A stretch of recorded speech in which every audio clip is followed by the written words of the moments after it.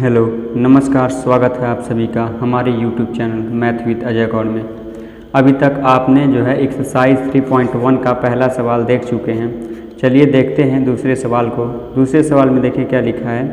लिखा है इसमें क्रिकेट टीम की एक कोच ने 3900 में 3 बल्ले 6 गेंदें खरीदी। बाद में उसने एक और बल्ला तथा उसी प्रकार की 3 गेंदें 1300 रुपये में खरीदी। इस स्थिति को बीजगणितीय तथा ज्यामितीय रूपों में व्यक्त कीजिए। ये सवाल बोला है इसमें, तो इसको करते हैं। तो देखिए इसमें मानना पड़ेगा आपको कि माना कि एक बल्ले की जो मूल्य होगा वो x रुपये और एक गेंद का मूल्य जो होगा वो y रुपये, ऐसे मान लेते हैं। तो माना एक बल्ले का मूल्य बराबर हो जाएगा x रुपया, और उसी तरह से मान लेते हैं एक गेंद का मूल्य बराबर y रुपया।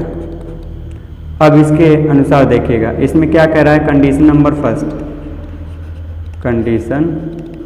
नंबर फर्स्ट इसमें क्या कह रहा है। कह रहा है कि 3900 रुपया है, लेकिन उसमें जो है 3 बल्ला और 6 गेंदा मिलता है। तो इसका मतलब यदि 3 बल्ला खरीदेंगे तो 3 बल्ला खरीदेंगे x रुपये के हिसाब से तो 3x हो जाएगा, और प्लस यदि 6 गेंद खरीद रहे हैं तो 6 गेंद का मूल्य कितना हो जाएगा, 6y हो जाएगा।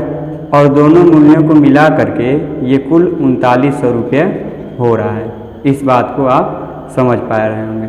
चलिए इसमें देख रहे हैं कि 3 से जो है सब का सब कॉमन है इसमें, तो 3 को हटा लेते हैं। तो 3 से भाग दे देते हैं। तो 3 से भाग देंगे तो होगा x प्लस 3 दूनी 6 y बराबर 3 × 3 3 3 9 और डबल 0।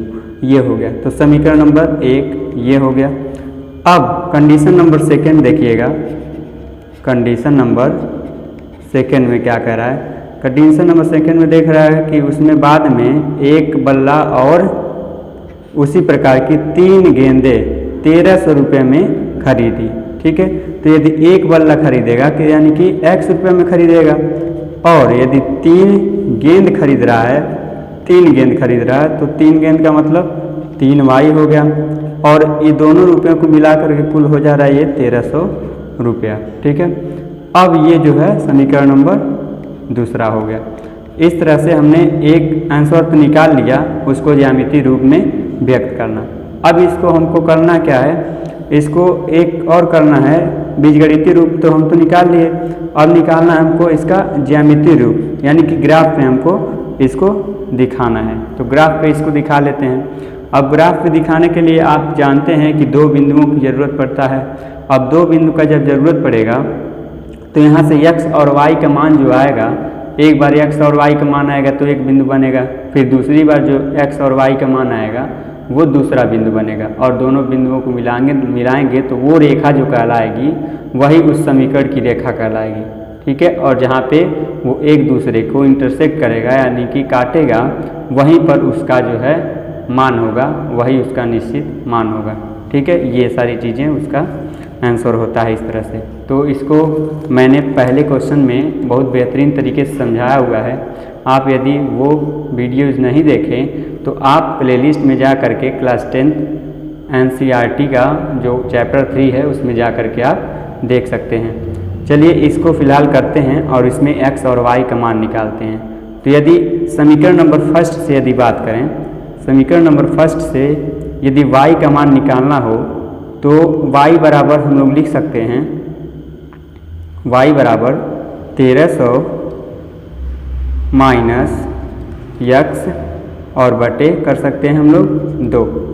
और यदि समीकरण नंबर सेकंड से बात किया जाए तो y का मान यदि निकालना होगा हमको तो ये कर सकते हैं 1300 माइनस x और बटे 3, इस तरह से। तो इस बात को आप समझ पाएँ। ठीक है, अब इसमें हम x का कुछ भी वैल्यू रखेंगे और y का वैल्यू हम ऑटोमेटिक प्राप्त कर लेंगे। ठीक है, तो यानी कि इसमें कोई बाउंडेशन नहीं है कि x का वैल्यू आप क्या रखना चाहते हैं।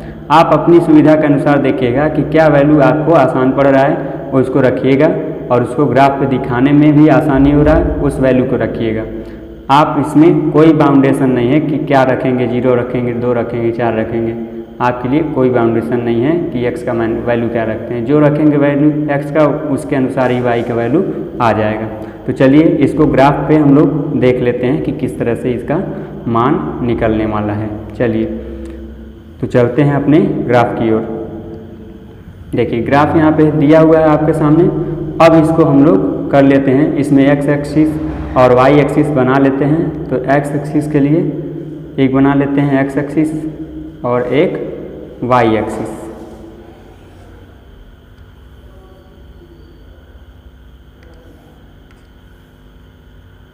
एक बन गया x एक्सिस, y एक्सिस इसको बोल देते हैं।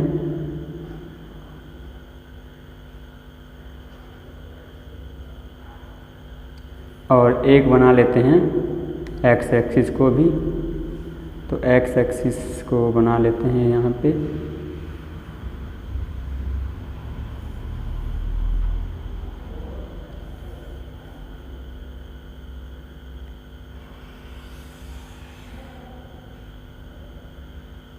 ये बन गया आपका x एक्सिस और y एक्सिस। ठीक है, तो ये हो गया आपका x एक्सिस और ये y एक्सिस। अब इसको सॉल्व करते हैं हम लोग। ठीक है, तो यहाँ पे आप इस बात को समझ रहे हैं कि वहाँ पे क्या लिखे थे समीकरण नंबर फर्स्ट से। समीकरण नंबर फर्स्ट से y बराबर जो है हम लोग लिखे थे 1300 माइनस x और बटे 2। और फिर जाकर समीकरण नंबर 2 से हम लोग लिखे थे क्या, 2 से लिखे थे 1300 माइनस x और बटे 3 लिखे थे। अब इसमें जो है हम अलग अलग वैल्यू रखेंगे, पुट करेंगे x और y, x का और y का वैल्यू इसमें निकलता जाएगा। ठीक है, तो x का वैल्यू और y का वैल्यू हमको निकालना है, 2 बिंदु निकालना है तो 2 बार वैल्यू रखना पड़ेगा। इसमें भी उसी तरह से करना पड़ेगा। तो 2 बिंदुओं की ही आवश्यकता है। वैसे आप चाहें तो 3 बिंदु, 4 बिंदु या जितना चाहें उतना निकाल सकते हैं। फिलहाल केवल रेखा बनाने के लिए 2 बिंदुओं को ज़रूरत पड़ेगा। तो यहाँ पे देखिए, अब यदि हम लोग x का वैल्यू यहाँ पे मैं अपने हिसाब से रख रहा हूँ, आप अपने हिसाब से रख सकते हैं। मैं यदि x का वैल्यू 300 रखूँ, ठीक है, तो x का वैल्यू यदि 300 रखूँ यहाँ पे तो 300 हो जाएगा 1300 माइनस 300, यानी कि 1000 हो जाएगा। 1000 बटे 2, 1000 बटे 2 करेंगे तो जो वैल्यू आएगा वो 500 आएगा, यानी कि y का वैल्यू आपका 500 आ जाएगा। यदि आप जो है x का वैल्यू जो है 500 रखते हैं, x का वैल्यू क्या 500 रखते हैं, तो देखते हैं क्या आता है। 1300 में से 500 निकल जाएगा, यानी कि हो जाएगा ये 1300 में से 500 निकलेगा तो 800 हो जाएगा।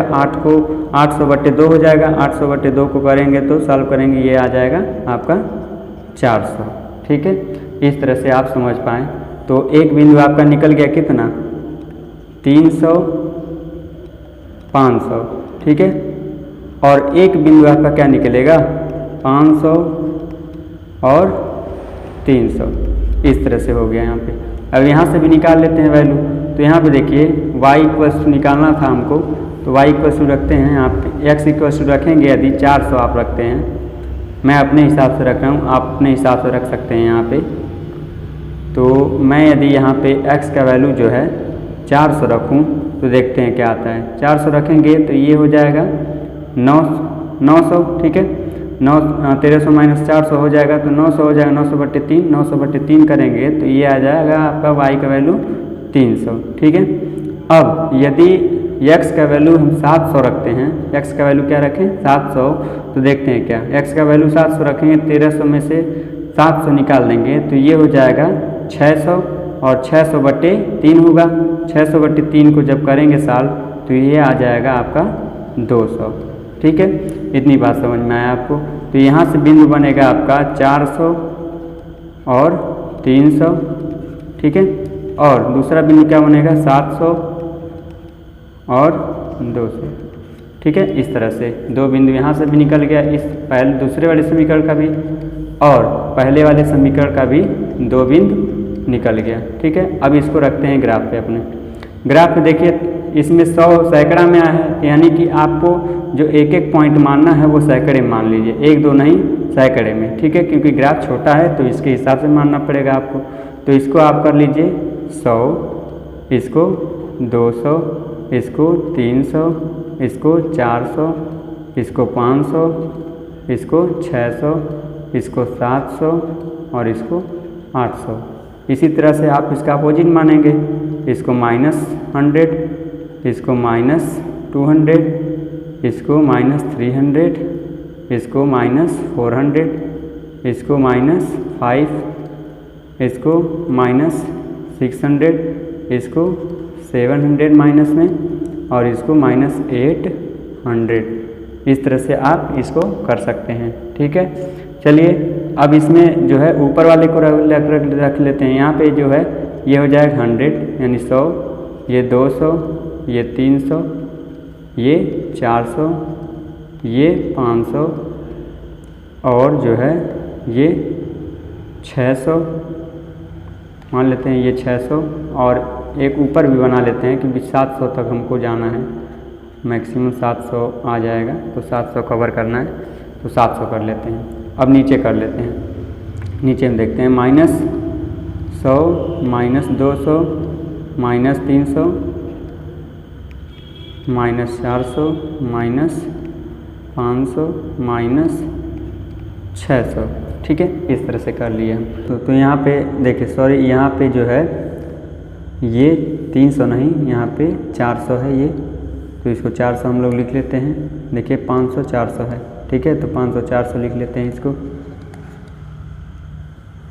अब करते हैं इसको, तो देखिए इस 300 500 300 500 यानी कि 300 x एक्सिस में ये वाला यहाँ से आएगा और 500 वाला यहाँ से y एक्सिस वाला आएगा। जहाँ पे मिलेगा वही वाला बिंदु ये कहलाएगा। ठीक है, तो एक तो यहाँ पे मिल गया इस तरह से। अब अगला देखते हैं, तो अगला बिंदु खोजते हैं। तो अगला बिंदु क्या है हमारा, 500 400 लिखा है, तो 500 400 निकालते हैं। तो 500 यानी कि x एक्सिस में 500, तो 500 यहाँ से चलेगा और 400 यहाँ पे इसका चलेगा, तो ये दोनों मिलेंगे कहाँ पे, यहाँ पे। तो ये बिंदु हो गया 500 400। ठीक है, तो इसका नाम क्या है आपका 300 500। ठीक है, और इसका नाम है 500 400। ठीक है, ये बिंदु हो गया। अब इसको मिला लेते हैं हम लोग और इसका रेखा बना लेते हैं इसका। तो इस वाले बिंदु को लेकर के इस वाले बिंदु से मिलाते हैं और इस रेखा को जो है आप जितनी बड़ा करना चाहते हैं उतनी बड़ा कर सकते हैं, बस दोनों पॉइंट को मिला करके करना याद रखिएगा ही। ठीक है, तो इस तरह से हमने इतना बड़ा कर लिया और भी थोड़ा उस साइड भी बड़ा कर लेते हैं y एक्सिस की ओर। तो y एक्सिस की ओर भी इसको बड़ा कर लेते हैं। तो देखिए यहाँ पे मैंने यहाँ तक कर दिया है। अब इसको यहीं पे छोड़ते हैं। अब करते हैं इसको, इस वाले यानी कि समीकरण नंबर 2 जो था उसमें उस वाले बिंदु को निकालते हैं। तो उस वाले बिंदु में क्या था, 400 300 था, 400 300। ठीक है, तो 400 300 को करते हैं और फिर जाके 700 200 को करते हैं। तो 400 यानी कि x एक्सिस का 400 जाएगा और y एक्सिस का 300 आएगा। तो y एक्सिस का 300 आएगा। तो ये 400 और 300 जो है यहाँ पे कहीं पर मिलेंगे। ठीक है, तो 400 300 हो गया।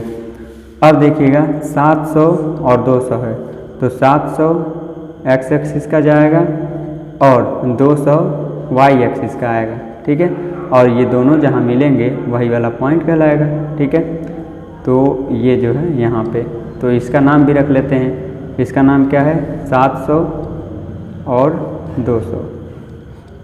और इस वाले बिंदु का क्या नाम है, इस वाले बिंदु का आपका नाम है 400 300।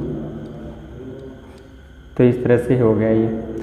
अब इन दोनों को मिला लेते हैं, इसको भी मिला करके एक रेखा बना लेते हैं, क्योंकि रेखा का ही ज़रूरत हमको है, जिसको समीकरण कहेंगे वही रेखा जो है उस समीकरण को दर्शाएगी। तो ये समीकरण नंबर 2 को दर्शाएगी रेखा।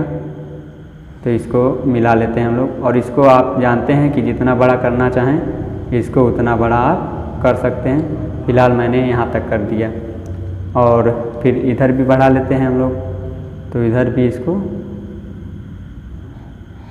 बढ़ा लेते हैं। ये रहा आपका, मैंने वाई एक्सिस के पार तक ले गए तो यहाँ तक कर लिया।